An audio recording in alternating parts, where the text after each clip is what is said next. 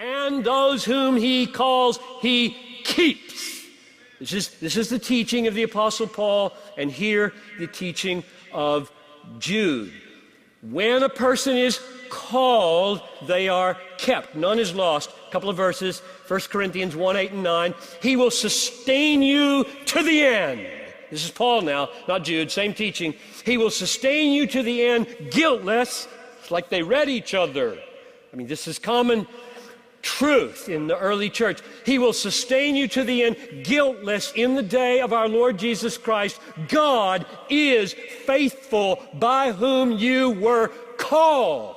Meaning, if he called you, it's done. You will be kept. This is what it means to have a faithful God.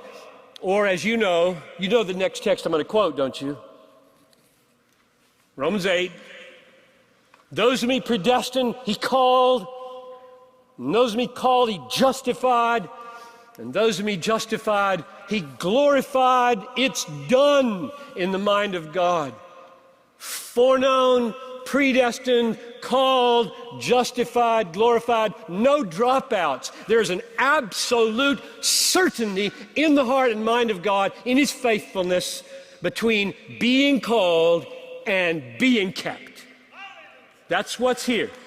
So that's the framework of the book, right? Verse 1 and verses 24 and 25. This is a book about being kept by divine, omnipotent, faithful power.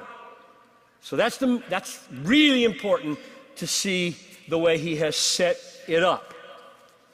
Now, between those, sandwiched in there, he wanted to go one direction and celebrate salvation, and he says that he must address some false teachers, so he does that. And he warns us in verse 4 that there's a kind of Christian who pervert the grace of our God into sensuality. They think they're saved. They're in the church. They're not saved. Verse 5, they are like those who were saved out of Egypt and then were destroyed because they don't believe. Verse 5. They don't believe. So they're professing Christians, and they're not called, and they're not kept. And the evidence that they're not called and they're not kept is that they crave physical sensations called sensuality. They don't crave Christ.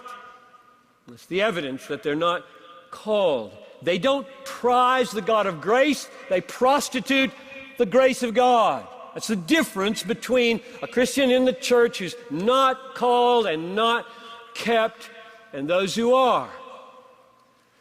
People who are real prize the God of grace. They don't just use the grace of God to get what they want, not God, and thus become prostitutes of the grace of God.